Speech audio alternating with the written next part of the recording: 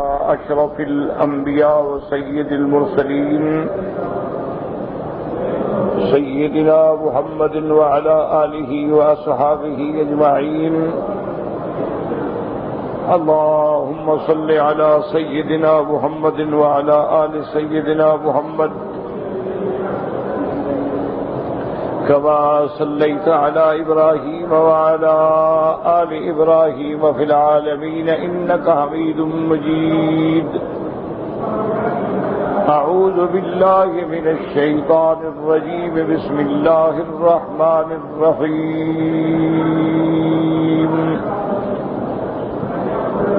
إن الذي فرض عليك القرآن لرادك إلى معاد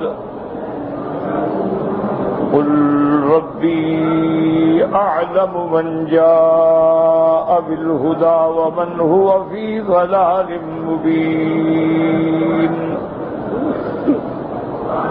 وما كنت ترجو أن يلقى إليك الكتاب إلا رحمة من ربك فلا تكونن ظهيرا للكافرين.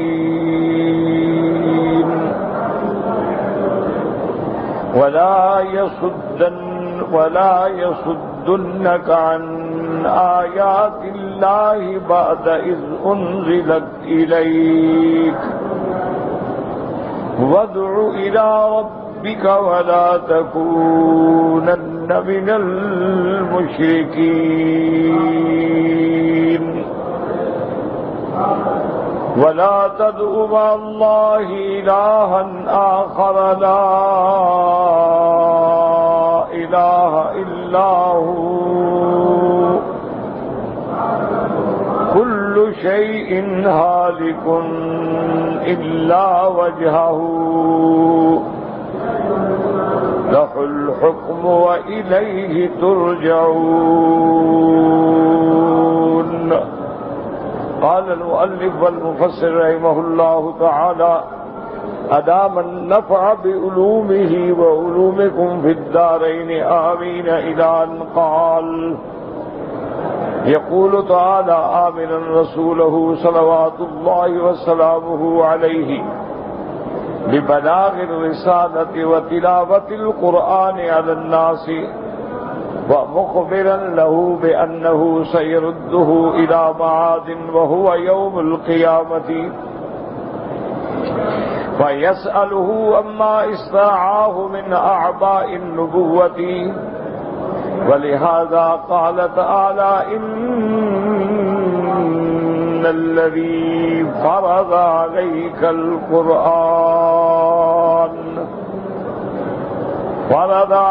القرآن لرادك إلى معاد أي افترض عليك أداءه إلى الناس.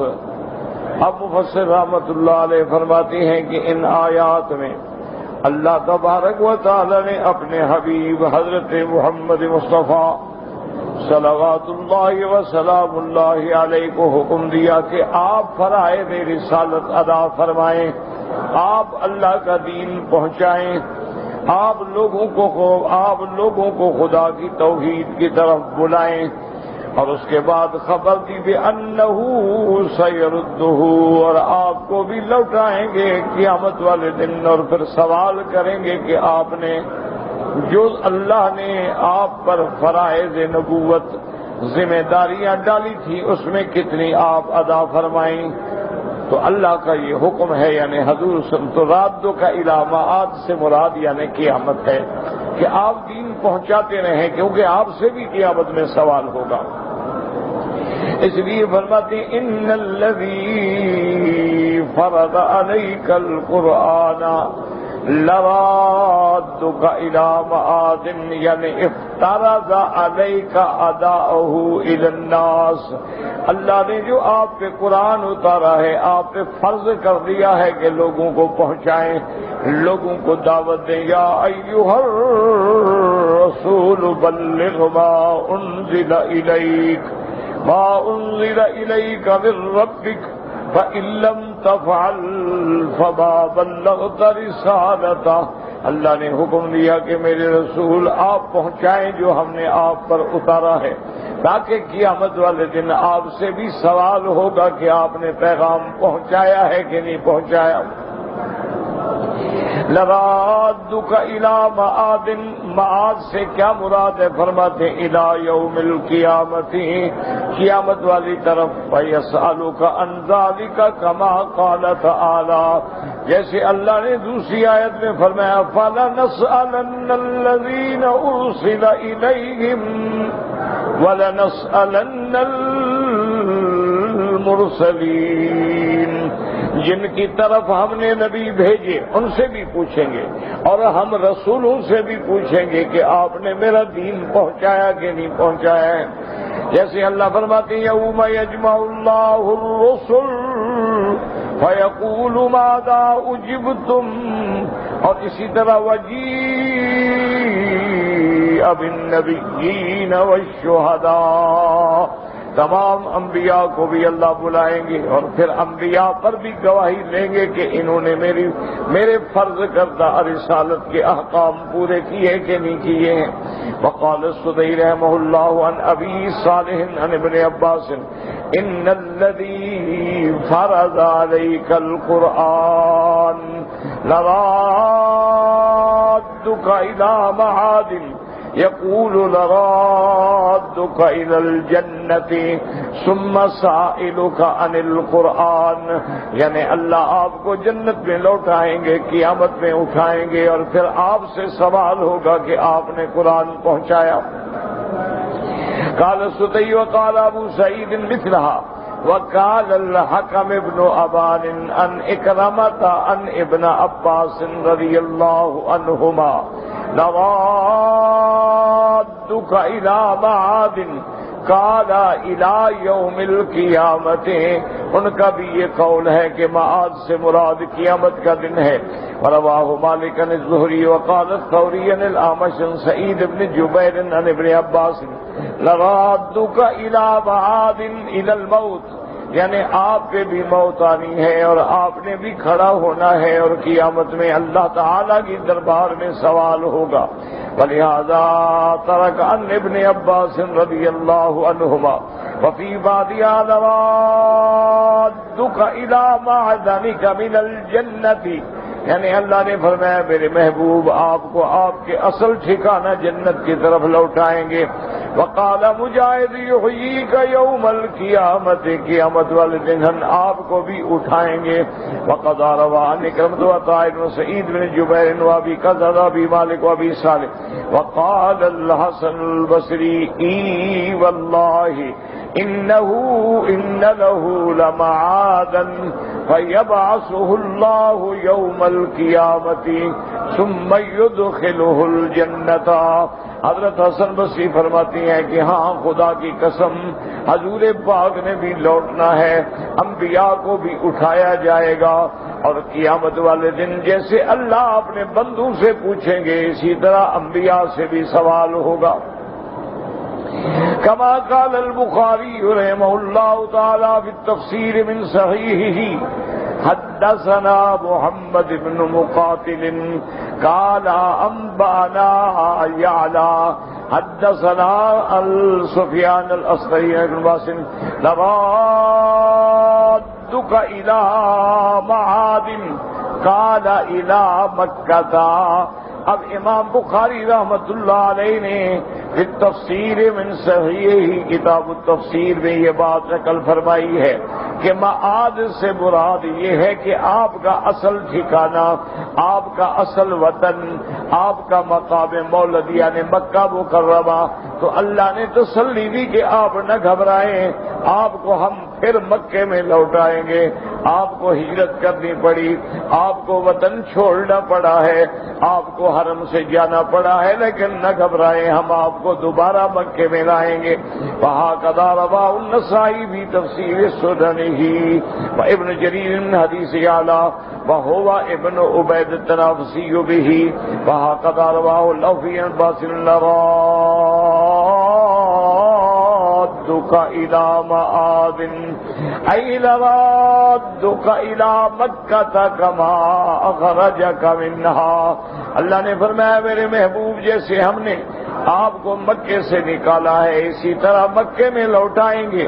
وقال محمد بن اسحاق المجاہد في قوله لردك إلى معاد أي إلى مولدك بمکہ، آپ کو اپنے مقام ولادت یعنی مکہ مکرمہ کی طرف لوٹائیں گے، کیونکہ ہر سرکار دو عالم رحمت دو عالم سیدنا محمد مصطفیٰ صلی اللہ علیہ وسلم جب مکہ چھوڑ کے جا رہے تھے تو آپ پہ بڑا اثر تھا. آپ کو مکے کی جدائی، مکے کا فراق جو ہے بڑا شاق گزرا. اللہ تبارک و تعالیٰ نے مقام جوفہ پہ یہ آیات اتار کے حضور کی تسلی کر دی. آپ غم نہ کریں، لردک الی معاد الی مولدک بمکہ، میرا مدنی آپ کو اپنی جائے پیدائش مکے میں ہم پھر دوبارہ لے آئیں گے. وقال ابن ابی حاتم وقدروان عباس ویحیٰ ابن الجزار وسعید بن جبیر وعطیہ والضحاک نحو ذلك. وحدثنا ابي قال حدثنا ابن ابي عمر قال قال سفيان سمعناه من مقاتل منذ 70 سنة عن الضحاك قال لما خرج النبي صلى الله عليه وسلم من مكة فبلغ الجحفة اشتاق إلى مكة فأنزل الله عليه إن الذي فرض عليك القرآن إن الذي فرض عليك القرآن لرادك إلى معاد إلى مكة. اب حضرت فرماتی ہیں مقاتل کہ ہم نے 70 سال ہو گئے سنا حضرت ضحاک سے. آپ نے فرمایا کہ جب حضور صلی اللہ علیہ وسلم جب رحمت دو عالم آپ مکے سے نکلے ہجرت کے ضمن میں فبلغ الجحفہ، آپ مقام جحفہ پہ پہنچے. جحفہ جو ہے رابغ کے قریب ہے، اب بھی جحفہ معروف مقام ہے، وہاں میقات ہے. اور پرانے راستے پہ جائیں تو بالکل موجود ہے، واضح ہے، جگہ ہے، وہاں باقاعدہ میقات کی مسجد ہے، لوگ آتے ہیں احرام بھی باندھتے ہیں. تو جب حضور جوفہ پہ پہنچے تو دراصل رستے دونوں مل گئے مکے والے. تو اب حضور صلی اللہ علیہ وسلم کو مکہ مکرمہ کی یاد آئی. مکہ مکرمہ کی یاد کی وجہ سے آپ پریشان ہو گئے. تو اللہ تبارک و تعالیٰ نے آپ پہ یہ آیات اتار کے آپ کی تسلی کر دی کہ آپ فکر نہ کریں.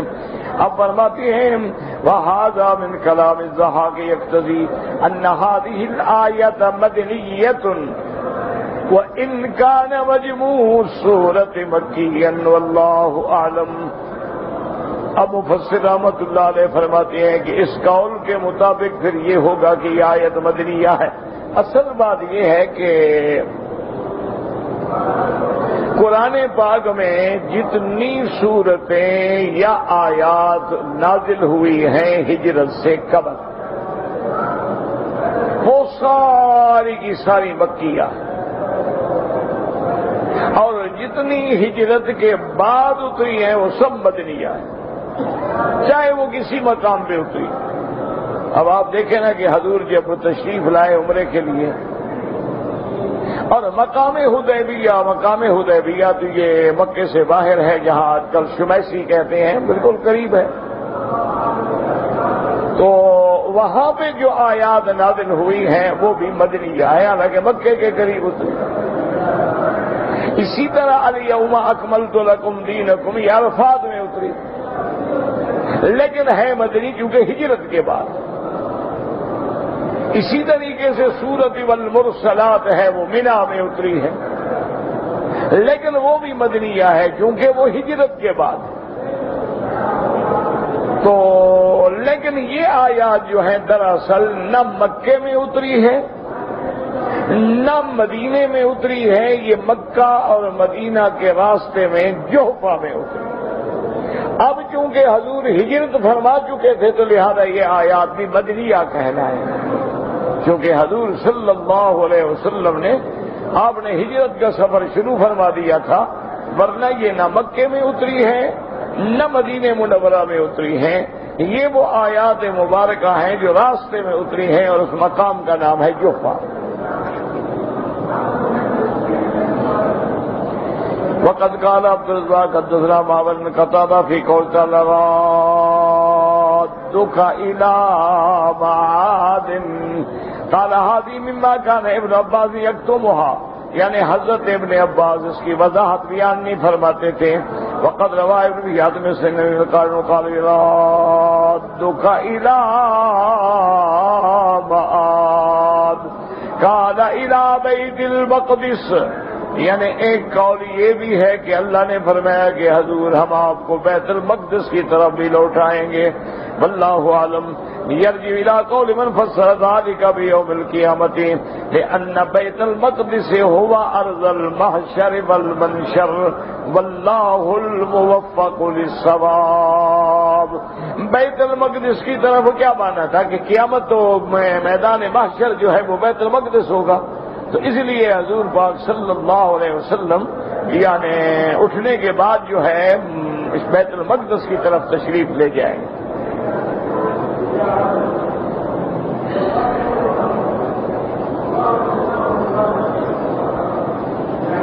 اس لیے حدیث مبارک میں آتا ہے میرے آقا رحمت دو عالم فرماتے ہیں کہ جب مجھے سب سے پہلی فرمایا اول من ينشق عنه الارض، سب سے پہلے میری قبر مبارک کی جگہ کھلے گی اور میں اٹھوں گا۔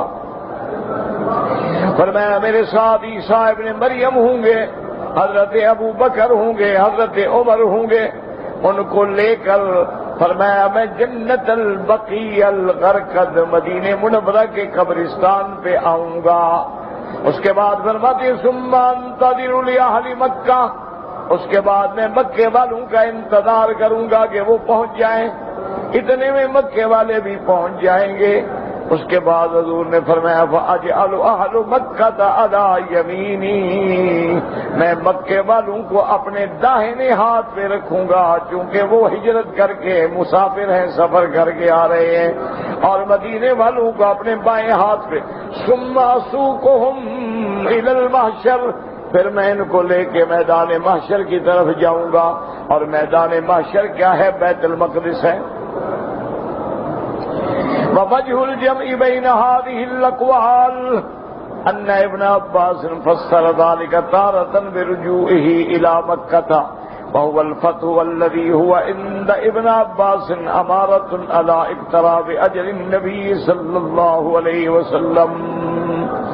اب مفسر رحمۃ اللہ علیہ فرماتے ہیں کہ حضرت ابن عباس نے بعض دفعہ تو فرمایا کہ لرادک الی معاد، اس سے مراد مکہ مکرمہ ہے، اور وہو الفتح مکے کا لوٹنا، یعنی فتح مکہ والے دن کہ اللہ نے حضور کو غلبہ دیا، مکہ فتح ہو گیا، حضور لوٹ آئے۔ کیونکہ حضرت ابن عباس فرماتے تھے کہ یہ آیات مبارکہ جو ہیں اور اسی طرح سورت نصر جو ہے ان میں اشارہ ہے کہ اب حضور کے وفات کا دن قریب آ گئے ہیں۔ حضرت ابن عباس فرماتی ہیں اذا جاء نصر اللہ والفتح ورأيت الناس يدخلون في دين الله أفواجا فسبح بحمد ربك واستغفره۔ حضرت ابن عباس فرماتے تھے کہ انه اجل رسول اللہ، یعنی اللہ نے اپنے نبی کو خبر دے دی کہ اب آپ کی وفات کا وقت قریب آ گیا، کیوں جب مدد آ گئی، فتح ہو گیا، نظام مکمل ہو گیا، تکمیل ہو گئی، اتمام نعمت ہو گئی، تو مانا اب حضور پاک کی رحلت کے ایام قریب آ گئے۔ وقال ذلك بحضرت عمر بن الخطاب ووافق عمر على ذلك وقال لا اعلم منها غير الذي تعلم۔ حضرت عمر کے سامنے حضرت ابن عباس رضی اللہ تعالی عنہ نے یہ بات ذکر فرمائی اور حضرت ابن عباس نے بھی موافقت کی، ولہذا فسر ابن عباس تارة أخرى قوله لرادك إلى معاد، یعنی بالموت، وتارة بيوم القيامة الذي هو بعد الموت۔ کبھی تو قول یہ آیا کہ معاد سے مراد آپ کی موت ہے، اور کبھی آیا کہ قیامت ہے جو بعد الموت ہے۔ وتارة بالجنة، کبھی ذکر آیا جنت کا، التي هي جزاؤه ومصيره على أداء رسالة الله وإبلاغها إلى الثقلين الإنس والجن، اور کبھی ذکر آیا جنت کا کہ اللہ آپ کو جنت کی طرف لوٹائیں گے، کیونکہ آپ کا بدلہ، آپ کا مقام جنت ہے، کہ اللہ نے فرمایا کہ آپ میرا پیغام پہنچائیں، انس و جن کو پہنچائیں، تو اس لیے علماء نے فرمایا کہ کبھی اس کا مراد لیا گیا کہ موت کی طرف اشارہ ہے، کبھی لیا گیا کہ مکے کی طرف اشارہ ہے، کبھی لیا گیا یوم قیامت کی طرف اشارہ ہے، کبھی کہا گیا کہ جنت کی طرف اشارہ، سارے قول ٹھیک ہیں۔ اللہ نے مکے میں بھی لوٹایا، اور سرکار دو عالم پہ موت بھی آئی، سرکار دو عالم قیامت کے دن بھی کھڑے ہوں گے، رحمت دو عالم جنت کے سب سے اعلیٰ مقام میں بھی ہوں گے، تو لہذا علماء نے فرمایا کہ سارے اقوال جو ہیں متقاربۃ المعنی، یعنی ان کے اندر کوئی تضاد نہیں ہے کسی قسم کا، وَلِأَنَّهُ أَكْمَلُ خَلْقِ اللَّهِ وَأَفْصَحُ خَلْقِ اللَّهِ وَأَشْرَفُ خَلْقِ اللَّهِ عَلَى الْإِطْلَاقِ۔ اب مفسر رحمۃ اللہ علیہ فرماتے ہیں کیونکہ حضور کی ذات مبارک جو ہے وہ اللہ کی مخلوق میں سب سے زیادہ کمال والی، سب سے زیادہ فصاحت والی، سب سے زیادہ حرمت و عزت والی ہے۔ اللہ تبارک و تعالی نے آپ کو اکمل بھی بنایا ہے، افصح بھی بنایا ہے، اجمل بھی بنایا ہے، اور تمام سے افضل بھی بنایا ہے۔ یاد رکھیں کہ اللہ نے جتنی مخلوق پیدا فرمائی ہے ان سب سے افضل انبیاء ہیں، اور انبیاء سے افضل اللہ کے رسول ہیں، کیونکہ 1,24,000 نبی ہے، رسول 313 ہیں، پھر 313 میں 5 اولو العزم ہیں، اولو العزم من الرسل، یہ 5 ان سے افضل ہیں، اور پھر سب سے افضل حضرت محمد مصطفیٰ ہیں صلی اللہ علیہ وعلا آلہ واصحابہ وسلم تسلیما کثیرا، کیونکہ آپ سید الاولین والآخرین ہیں اور آپ امام الانبیاء والمرسلین ہیں۔ اسی لیے احادیث مبارک میں آتا ہے کہ جب میرے آقا رحمت دو عالم لیلۃ الاسراء، لیلۃ المعراج میں آپ مسجد اقصی میں پہنچے تو اللہ نے حضرت آدم سے لے کر حضرت عیسیٰ علیہ السلام تک تمام پیغمبروں کو وہاں حکم دیا کہ استقبال کریں، اور آج سب پیغمبر کھڑے ہیں، لیکن جب نماز کا وقت آیا تو جبریل نے اعلان کیا کہ محمد مصطفیٰ آپ مصلی پہ کھڑے ہو کے نماز پڑھائیں۔ اس سے اعلان ہو گیا کہ حضور سب سے افضل ہیں اور سب کے امام ہیں، اور سب سے اللہ نے زیادہ شان عطا فرمائی ہے۔ اور یہ بھی واضح ہے کہ ہر نبی اپنی قوم کے لیے آیا، محمد مدنی ساری خلق کے لیے آئے، ہر نبی اپنے زمانے کے لیے آئے، اور محمد مدنی قیامت تک کے لیے آئے۔ ہر پیغمبر نے اپنی قوم کو خطاب کیا یا بنی اسرائیل، اسی طرح لیکن میرے مدنی جب خطاب فرمایا یا ایھا الناس، اللہ کی ساری مخلوق کو خطاب کیا، اور صرف انسانوں کو نہیں بلکہ جنوں کو بھی خطاب کیا، فرمایا یا معشر الجن والانس، اسی طرح فرمایا فبأي آلاء ربكما تكذبان لا نكذب بنعم ربنا، حضور صلی اللہ علیہ وسلم۔ اور ہر پیغمبر کی نبوت ایک محدود زمانے کے لیے ہے، اس کے بعد دوسرا نبی، پھر تیسرا نبی، لیکن جب اللہ نے میرے مدنی کو بھیجا تو نبوت کی عمارت کو مکمل کر دیا۔ اس لیے حضور نے فرمایا انا خاتم النبیین لا نبی بعدی ولا رسول بعدی، اب میرے بعد کوئی نبی نہیں، کوئی رسول نہیں، تو افضل الخلق بھی آپ ہیں، اشرف الخلق بھی آپ ہیں، اکمل الخلق بھی آپ ہیں، امام الانبیاء بھی آپ ہیں، سید الاولین والآخرین بھی آپ ہیں، اور اللہ کا کروڑ شکر ہے کہ اللہ نے ہمیں حضور کی امت بنایا ہے، اور اللہ ہمیں حضور کے حکم پہ، آپ کے احکام پہ چلنے کی توفیق دے، واللہ اعلم۔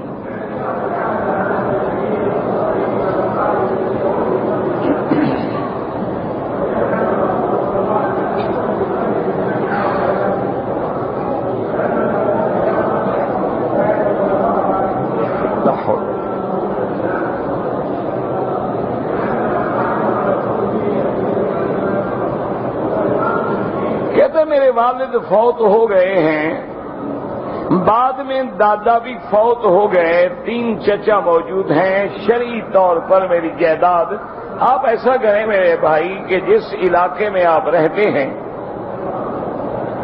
اسی علاقے کے کسی مدرسہ دینی میں جا کر کسی مفتی کے سامنے اپنی تفصیل رکھیں کہ میرے والد فوت ہو گئے، وہ کیا چھوڑ گئے، کتنے بیٹے بیٹیاں بیوی بھائی کیا چھوڑ گئے، تو وہ آپ کو سارا میراث کا شرعاً حصص بنا کے دیں گے۔ یہ مسائل ایسے نہیں ہوتے کہ آدمی تقریر میں بتا دے، بہرحال آپ اپنے والد کے حق کے حقدار ہیں، لیکن آپ کتنے بھائی ہیں، کتنے بہنیں ہیں، کتنے آپ کے چچا ہیں، کتنے عزیز ہیں، یہ ساری تفصیل لکھ کر علاقے کے مفتی سے جا کے باقاعدہ فتویٰ حاصل کریں۔ اگر کسی آدمی کو جنازے میں نماز جنازے کی جو دعا ہے وہ نہیں آتی، کوئی بات نہیں، جنازہ تو صرف تکبیر کہنے سے بھی ہو جاتا ہے، لیکن کوشش یہ کریں کہ آپ دعا یاد کریں، اور جب تک یاد نہیں ہوتی اللہم اغفرہ ورحمہم، اللہم اغفرہ ورحمہم، اور اللہم اغفر لحینا ومیتنا، بس ایک لفظ 2 لفظ اسی کو دہراتے رہیں، اور جب یاد ہو جائے انشاءاللہ تو اس کے بعد جو ہے آپ پوری دعا پڑھیں۔ اسی طرح اگر کسی کو وتر میں دعائے قنوت نہیں آتی تو جتنی آتی ہے وہ مانگ لیں، یا اس کے بدلے میں جو حدیث میں دعائیں موجود ہیں وہ مانگ لیں جو اس کو آتی ہے۔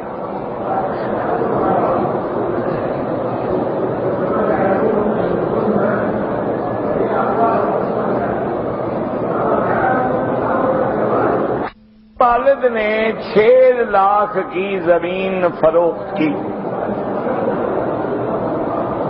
انہوں نے، ہم 3 بھائی ہیں، جو چھوٹا ہے اس کو تو انہوں نے 3 لاکھ دیے، باقی بھائی کو 1 لاکھ اور ایک کو 2 لاکھ دیے۔ بالکل غلط ہے یہ تقسیم۔ والد کو اپنی جائیداد میں زندگی میں تقسیم کرنے کا حق ہے، لیکن کسی کو زیادتی اور کمی نہ کرے۔ اسی لیے ایک حدیث مبارک میں آتا ہے کہ ایک آدمی نے رحمت دو جہاں کی خدمت میں آ کے عرض کیا کہ یا رسول اللہ صلی اللہ علیہ وسلم، میں اپنے بیٹے کو اپنی جائیداد میں سے کچھ حصہ دے رہا ہوں، آپ کی خدمت میں اس لیے آیا ہوں کہ آپ گواہ ہو جائیں۔ آپ نے فرمایا اور بھی تیرے بیٹے ہیں؟ انہوں نے کہا ہاں یا رسول اللہ میرے اور بھی۔ فرمایا سارے بیٹوں کو برابر دے رہے ہو؟ انہوں نے کہا نہیں یا رسول اللہ، یہ میرا زیادہ فرما بردار ہے، خدمت گزار ہے۔ آپ نے فرمایا لا اشہد علی جور، میں کسی ظلم پہ کبھی گواہ نہیں بنتا، تم ظلم کر رہے ہو، بیٹے بیٹے ہیں، فرما بردار ہے یا نافرمان، یہ اس کا مقدر ہے، وہ خدا کو جواب دے گا، لیکن تیری تو اولاد ہے نا۔ اسی طرح جو ہمارے ملکوں میں ایک بڑا مشہور رواج ہے کہ بیٹا نافرمان ہو تو اس کو آگ کر دیتے ہیں کہ ہماری جائیداد سے محروم ہے، یہ بالکل حرام ہے شریعت میں، آپ کو کوئی حق نہیں کہ آپ آگ کریں۔ اس کو حصہ اللہ نے دیا ہے، تم نے نہیں دیا، تم نے تو اس کو حصے دار نہیں بنایا، اللہ نے اس کو حصے دار بنایا ہے، تیرے گھر میں پیدا کیا، تیرا بیٹا ہے، تیرا حصے دار ہے۔ اسی طرح ایک بہت بڑے عالم تھے یہی مکہ مکرمہ میں، وہ اپنے بیٹے سے ناراض تھے۔ اس کے بیٹے نے بے انتہا اپنے والد کو ستایا، اپنے والد کو تکالیف پہنچائی، تو ان کا دل اتنا دکھ گیا کہ انہوں نے پھر ایک فتویٰ تیار کر کے علماء سے پوچھا کہ بھی یہ بیٹا میرا اتنا نافرمان ہے کہ میرے گھر میں خود چوری کا سامان رکھا اور خود پولیس کو کہہ کے باپ کو پکڑوانے کی کوشش کی۔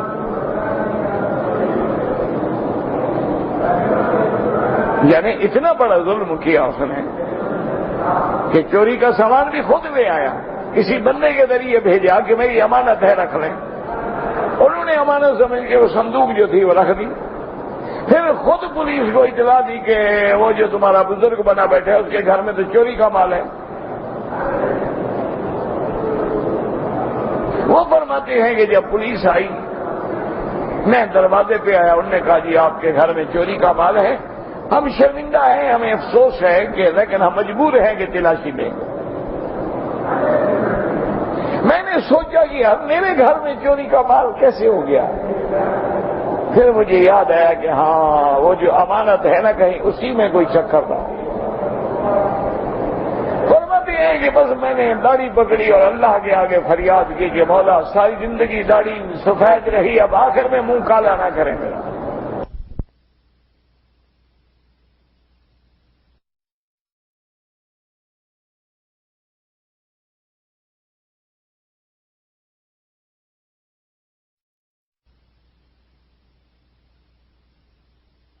نہ ہوں آپ جانتے ہیں.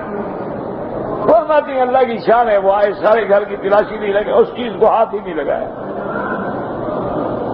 اللہ نے پردہ دے دیا, اللہ نے عزت رکھ لی, بچا لی. تو وہ غضب میں آئے, غصے میں آئے اور فتویٰ تیار کیا کہ میں بیٹے کو محروم کرتا ہوں اپنی تمام جائیداد سے. والد صاحب رحمت اللہ علیہ کے پاس بھی آئے کہ حضرت آپ بھی علماء نے دستخط کیے ہیں, آپ بھی اس فتوے پہ دستخط کریں. انہوں نے فرمایا میں نہیں دستخط کروں. لیکن کیا وجہ حضرت میرا نافرمان ہے, مجھے اس مقام پہ لے گیا. اور میں کچھ ہو نافرمان ہے, تمہارا وہ نالائق بیٹا ہے, لیکن میں کبھی اس پہ دستخط نہیں کروں گا. آپ اس کو محروم نہ کریں, بلکہ اب بھی میں کہتا ہوں معاف کر دیں. والد صاحب فرماتے ہیں کہ وہ ناراض ہو کے چلے گئے. کافی عرصے کے بعد تقریباً کچھ 6 مہینے یا سال کے بعد تشریف لائے, میرے ماتھے پہ آگے بوسہ دیا, مٹھائی بھی لے آئے کچھ. فرمان لگے میں تمہارا بہت شکر گزار ہوں, تم نے مجھے صحیح راستہ دکھایا تھا, میں نے اپنے بیٹے کو معاف کر دیا, اور میرے معاف کرنے کا نتیجہ یہ نکلا اللہ نے اس کو ہدایت دے دی ہے, اور آج وہ میرے مسند پہ بیٹھ کے تفسیر و حدیث پڑھا رہا ہے. تو اس لیے اولاد کو محروم کرنا شریعت میں حرام ہے. ایک کو 3 لاکھ دے دو, ایک کو 1 لاکھ دے دو, ایک کو 2 لاکھ دے دو, لڑکیوں کو 1 ٹکا نہ دو. یہ کون سی تقسیم ہے بھائی؟ یہ ظلم ہے, یہ جور ہے. اور اسی طرح یاد رکھیں کہ ابھی بندے بڑے تہجد گزار ہوتے ہیں, لیکن بیٹیوں کی جائیداد کی وراثت کھا جاتے ہیں, اپنی بیٹی کی وجہ سے جہنم میں جاتے ہیں. اب بیچاری بیٹیاں ہیں وہ بول تو سکتی نہیں ہیں, کیا کہیں انہیں باپ کو کیا کہیں. اچھا بعض لوگ ہوتے ہیں کہہ دیتے ہیں اچھا بیٹی دیکھیں نا میں نے آپ کی شادی کی, آپ کو جہیز دیا, آپ کی شادی پہ میں نے اتنے لاکھ اڑائے, تو آپ نے تو مجھے معاف کر دیا نا. وہ کہیں گے ہاں جی کر دیا, لیکن کوئی دل سے معاف نہیں کرتا.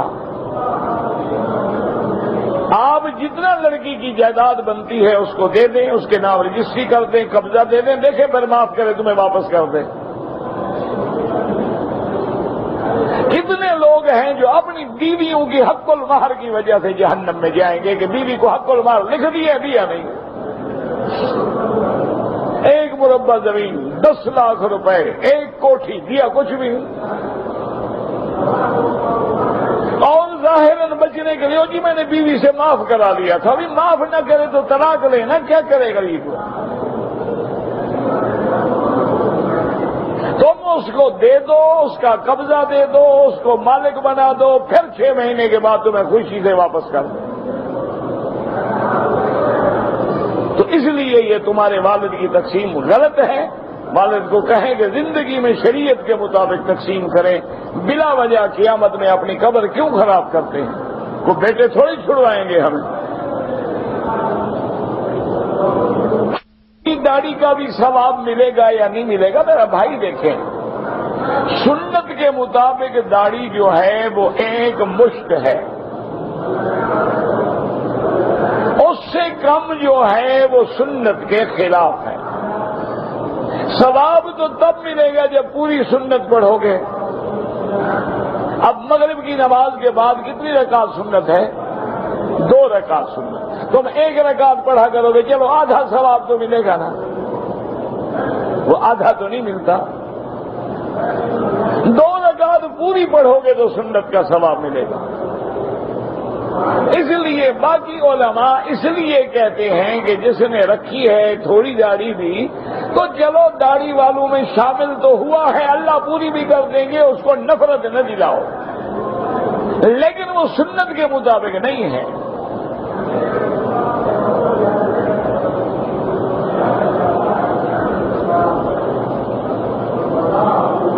کہتے جی کہ نماز جنازہ میں جب تکبیر کہتے ہیں تو ہر تکبیر کے ساتھ ہاتھ اٹھانا، امام ابو حنیفہ رحمت اللہ علیہ کے نزدیک ہاتھ اٹھانے کی ضرورت نہیں ہے۔ امام احمد ابن حنبل رحمت اللہ علیہ ہاتھ اٹھاتے، یہ اعلیٰ اولا کی بات ہے، جو اٹھاتے ہیں کوئی مسئلہ نہیں اٹھاتے کوئی مسئلہ نہیں۔ بلا وجہ حضور کی امت کو پریشان نہ کرو، یہ کوئی کفر اسلام کی جنگ نہیں ہے، یہ تو صرف افضل غیر افضل کی بات ہے۔ اسی طرح 1 سلام کہو تو جائز ہے، 2 کہو تو جائز ہے، کوئی مسئلہ نہیں۔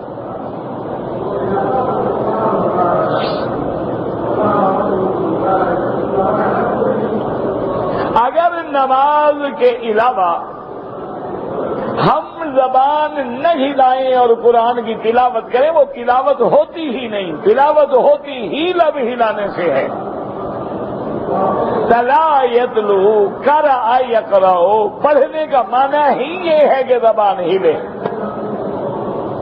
اگر زبان نہ ہلے تو یہ معنی ہے کہ آپ تفکر تو قرآن میں کر رہے ہیں، تدبر تو کر رہے ہیں، لیکن تلاوت نہیں ہے۔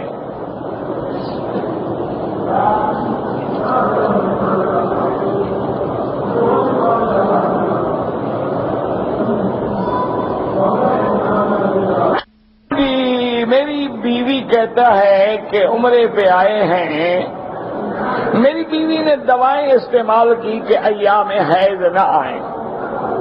ہم مدینہ منورہ میں 8 دن رہے، منگل والے دن ہم مکے میں آ گئے، ہم نے عمرہ ادا کیا۔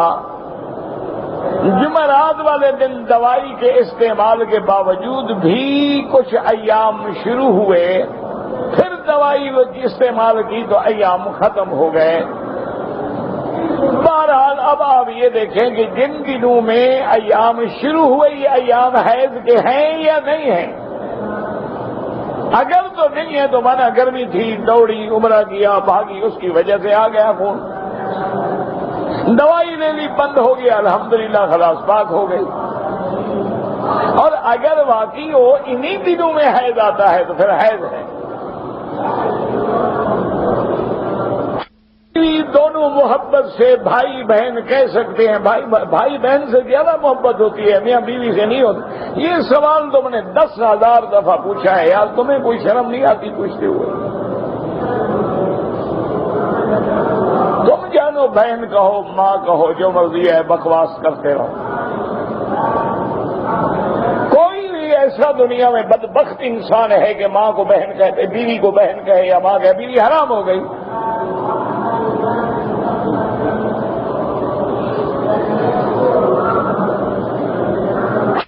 آدمی نے اپنی بیوی کا پستان منہ میں لیا اور دودھ آ گیا، نکاح نہیں ٹوٹتا، بالکل پیو، مزے کرو، نکاح پکا ہے۔ وہ تو بچپن میں پیو تو ٹوٹتا ہے، بڑے ہو کے پیو تو کچھ نہیں ٹوٹتا۔ اچھی بات ہے، بیوی کی بیوی ہے، بکری کی بکری ہے، 2 فائدے تمہیں ہو گئے نا۔ انا للہ و انا الیہ راجعون ہوتا ہے۔ ایسے مسئلے آدمی الگ مل کے پوچھ لو، لیکن جس کو پستان چوسنے میں شرم نہیں آیا اس کو مولوی مکی سے شرم آ جائے گا۔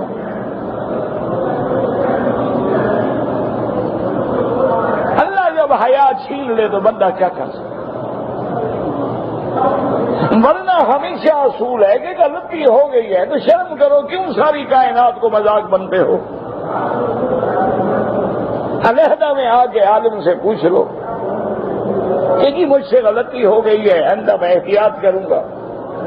لیکن مجھے مسئلہ بتائیں، بہرحال آپ کا نکاح نہیں ٹوٹتا، نکاح بڑا پکا ہے،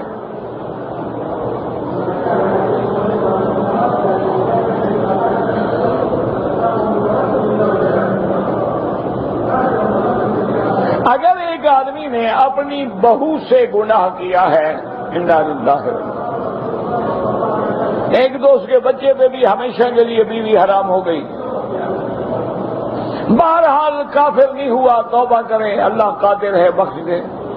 وہ اگر قربانی میں ہمارے ساتھ شریک ہو، کوئی آدمی مسلمان تو ہے نا، گناہگار ہے نا، گناہگار تو ہم سب ہیں۔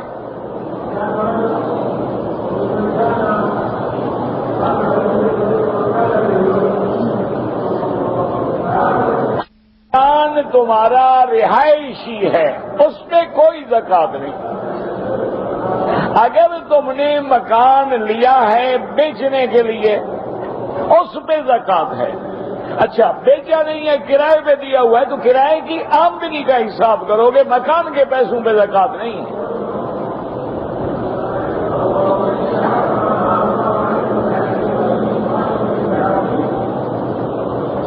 کہتے جی کہ موت کا ایک دن مقرر ہے، لیکن دعا مانگنے سے زندگی میں اضافہ ہو سکتا ہے۔ ہاں وہ بھی تقدیر میں لکھا ہوتا ہے کہ یہ عمل کرے گا تو زندگی 100 سال، نہیں کرے گا تو 80 سال، دونوں تقدیر کے فیصلے موجود ہیں۔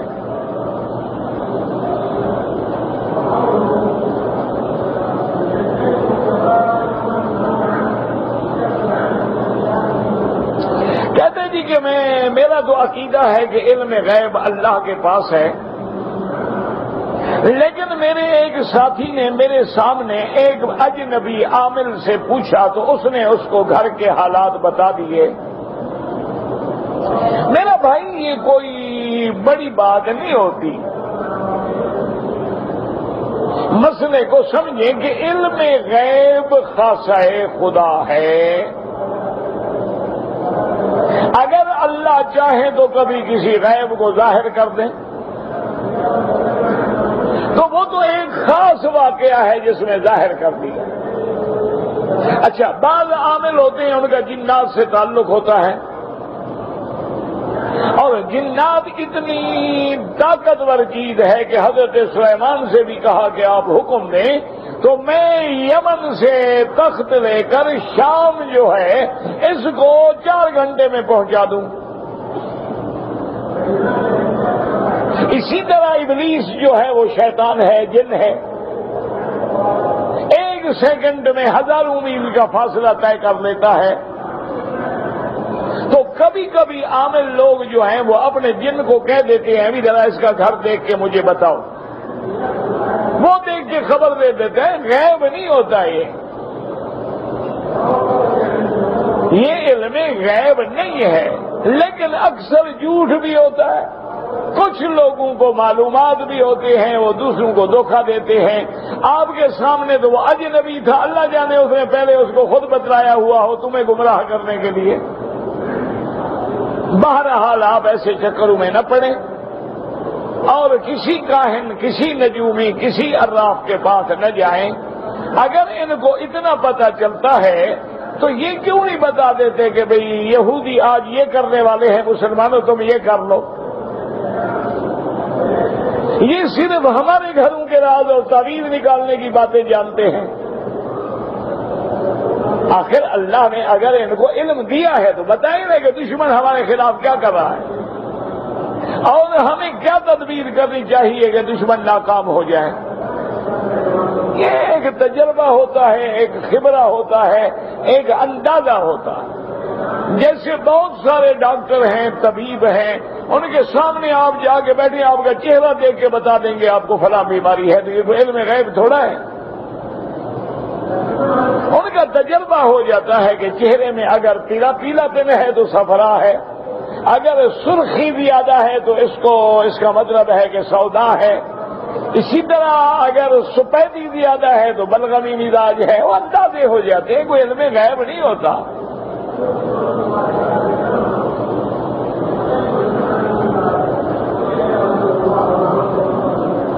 کہتے کہ جی جب ہم ہوائی جہاز میں ہوں تو ہمیں کیسے پتہ لگے گا کہ قبلہ کس طرف ہے؟ بھی آج تو گھڑیاں موجود ہیں، کمپس موجود ہیں، 1 سیکنڈ میں پتہ لگ جاتا ہے قبلہ کدھر ہے۔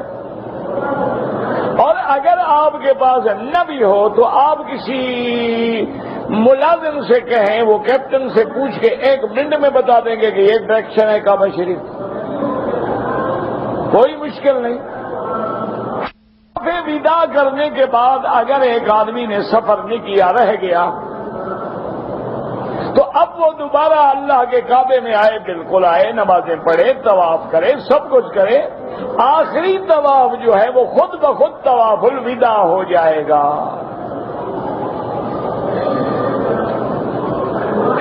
یہ برطانیہ میں قرضے لے کے جو مکان لیتے ہیں، بہرحال ہر حال میں بچیں، وہ سود ہے اور سودی لین دین سے بچنے کی کوشش کریں، کرائے پہ رہ لیں اور چھوٹے مکان میں گزارا کر لیں، لیکن سود کی لعنت سے بچ جائیں۔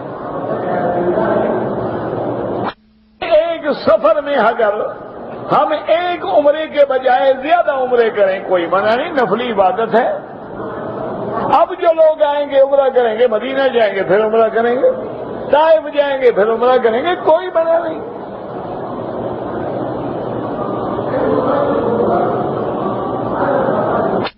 میرے بیٹے نے 15 سال کی عمر میں حج کیا۔ حج کے بعد اس کے سامنے خاندان میں جھگڑا ہوا، کسی کی طلاق ہوئی۔ اس کے دماغ میں اس واقعے نے اتنا اثر کیا ہے کہ اس کے دماغ میں وہ طلاق گھومتی رہتی ہے، کوئی حل نہیں، کچھ بھی نہیں ہوتا۔ یہ ایک نفسیاتی بیماری ہے۔ اس کے لیے سب سے بہتر یہ ہے کہ کسی اچھے ڈاکٹر کے پاس جائیں، اس کو یہ کیفیت بتائیں۔ بہرحال اس کے دماغ میں لفظ طلاق گھومتا رہے، 1,00,000 دفعہ گھومتا رہے، کوئی طلاق نہیں ہوتی اور کچھ بھی نہیں ہوتا۔ جب بھی خیال آئے لا حول پڑھ دیا کرے، وہ بھیگ جاتا ہے، پسینہ آ جائے، بیماری ہے۔ اس کو کسی اچھے سائیکاٹرسٹ، کسی اچھے نفسیاتی ڈاکٹر کے پاس لے جائیں، وہ سٹنگ کریں گے، اس کی بات سنیں گے، سمجھیں گے، دوائی دیں گے، 8-10 دن میں ٹھیک ہو جائے گا۔ لیکن خیال کرنا ڈاکٹر کوئی اچھا ہو، ورنہ عام ڈاکٹر ایک ایسی مصیبت میں ڈال دیتے ہیں کہ آدمی ساری زندگی دواؤں میں ہی رہتا ہے۔ ہاں، اس کے ذہن میں بیماری کا اثر ہے، وہ بیوی کو طلاق تھوڑی دے رہا ہے بیچارہ، اور تو اس کا اس دن سے 15 سال سے اثر ہے اس پر۔ جب بیوی نہیں تھی تب بھی یہ اس کے ذہن میں گھومتا تھا۔ نہ پریشان ہوں نہ کچھ، صرف اس کا علاج کروائیں، دوائی کا حدیث مبارک میں بھی آتا ہے۔ وہ بھی بڑا آسان علاج ہے کہ آپ ایسا کریں کہ تھوڑے سے، جس کو کلونجی کہتے ہیں، عربی میں کہتے ہیں حبۃ السودا، اور اپنی زبان میں اس کو کہتے ہیں کلونجی۔ کلونجی کے تھوڑے سے بیج لے کے مل کے کپڑے میں صاف کر کے اس کو جیسے پوٹلی بناتے ہیں، پوٹلی بنا کے کسی اچھے برتن میں پانی میں رکھ دیں، 24 گھنٹے تک وہ پانی میں پڑے رہیں۔ بعد میں وہ پوٹلی نکال لیں اور اس پانی کو بھی پھر کسی کپڑے سے یعنی صاف نٹھار لیں، صاف اس کو نکال کے اس کے دائیں ناک میں 2 قطرے ڈالیں، بائیں ناک میں 1 قطرہ ڈالیں، دوسرے دن پھر اور بھگو دیں، لیکن اب دوسرے دن جو ہے بائیں میں 2 قطرے ڈالیں اور دائیں میں 1 ڈالیں، پھر بھگو دیں، تیسرے دن پھر دائیں میں 2 قطرے ڈالیں اور بائیں میں 1 قطرہ ڈالیں، انشاءاللہ دماغی امراض ٹھیک ہو جائیں گے۔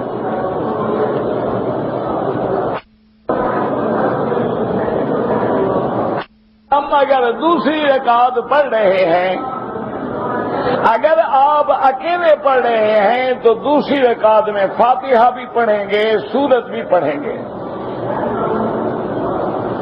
اور فرض نماز ہے تو تیسری اور چوتھی میں صرف فاتحہ پڑھیں گے، سورت نہیں پڑھیں گے۔ اور اگر 4 رکعت نماز سنت پڑھ رہے ہیں تو ہر رکعت میں فاتحہ بھی پڑھیں گے اور سورت بھی پڑھیں گے۔ بی خدیجہ الکبریٰ کا جنازہ جو ہے حضور نے پڑھایا.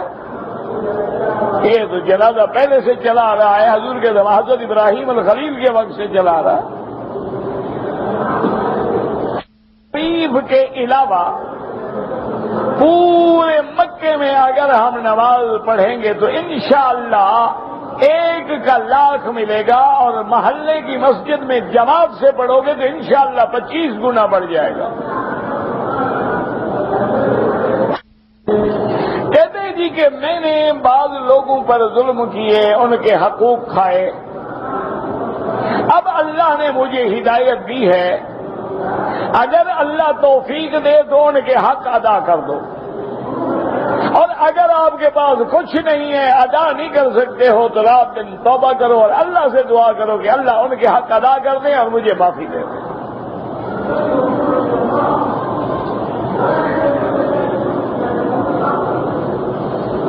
مسجد الحرام میں جب سورج نکل رہا ہو یا عین سر پہ ہو یا ڈوب رہا ہو نماز نہ پڑھی جائے. اسی طرح فجر کی نماز کے بعد سے لے کر سورج نکلنے کے بعد تک نماز نہ پڑھی جائے. عصر سے لے کر مغرب تک نہ پڑھی جائے. امام ابو حنیفہ رحمۃ اللہ علیہ کے نزدیک، امام احمد ابن حنبل رحمۃ اللہ علیہ کے نزدیک مکے میں مسجد الحرام میں جب چاہو نماز پڑھ سکتے ہو.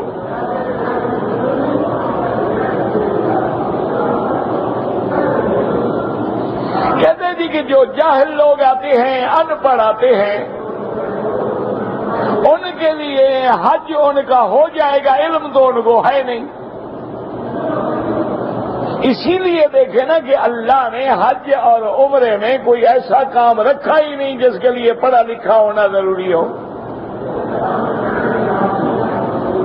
آپ نے غسل کر کے 2 چادریں باندھنی ہیں، اس میں پڑھے لکھے ہونے کی کیا ضرورت ہے بھائی؟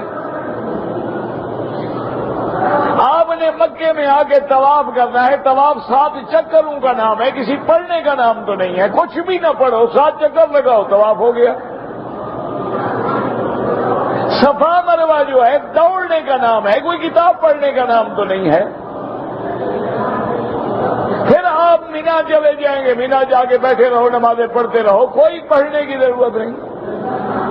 آپ عرفات کے میدان میں چلے گئے، چپ کر کے بھی کھڑے ہو جاؤ، حاجی ہو گئے.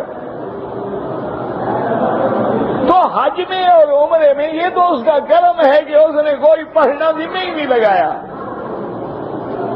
اگر اللہ حکم دے دیتے کہ ہر حاجی عرفات کے دن قرآن ختم کرے تو کتنے حاجی کرتے؟ اس نے کہا بس عرفات میں آ جانا، احرام باندھ کے نیت کر کے 1 منٹ کے لیے بھی کھڑے ہو جاؤ، حاجی ہو گئے بس. اردو کی کتاب جو ہے وہ آپ کسی کتب خانے سے لے لیں، مجھے نام نہیں آتے. کہتے ہیں کہ مرنے کے بعد آدمی کو اس دنیا کی خبر ہوتی ہے، یعنی آپ مرنے کے بعد بھی اس کو نہیں چھوڑنا چاہتے. مر گئے، جان چھوٹی، ہمیں خبر ہو نہ ہو، ہمیں کیا ضرورت ہے پھر اس کی. بہرحال اللہ تبارک و تعالیٰ چاہے تو خبر دے دے، نہ چاہے نہ دے.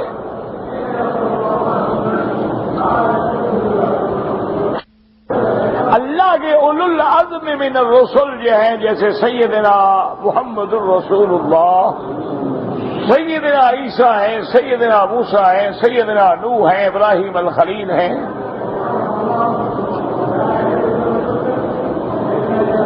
اگر ایک عورت حالت حیض میں ہے، وہ مسجد الحرام میں داخل ہی نہیں ہو سکتی. جب داخل نہیں ہو سکتی طواف کیسے کرے گی؟ ہوٹل میں رہے، اگر باہر حرم کے صحن میں بیٹھی رہے اور کعبہ سامنے نظر آئے تو جائز ہے. والد بینک میں ملازم تھے، ان کے مرنے کے بعد ان کی پنشن جو ہے میری والدہ کو ملتی ہے، وہ حلال ہے، حلال ہے.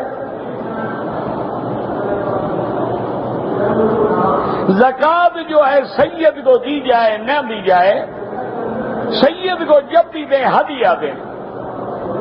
لیکن اب علماء متاخرین نے فیصلہ کیا ہے بہرحال کہ حالات بہت تنگ ہو گئے، اگر ان کا کوئی ذریعہ نہ ہو تو مجبوراً دی جا سکتی ہے۔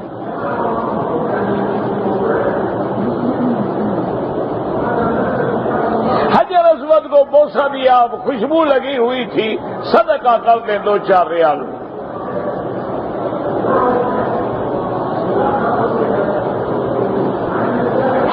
پر نکاح نہیں ہو سکتا، آپ ایک کاغذ لکھ کر وہاں اپنے ملک میں جو تمہارا کوئی عزیز ہے اس کو وکیل بنا دو، وہ تمہارا نکاح کر دے۔ اگر اپنے خامند سے طلاق کا مطالبہ کرے تو خامند کو حق حاصل ہے کہ وہ حق المہر بھی اور جو کچھ بھی واپس لے سکتا ہے۔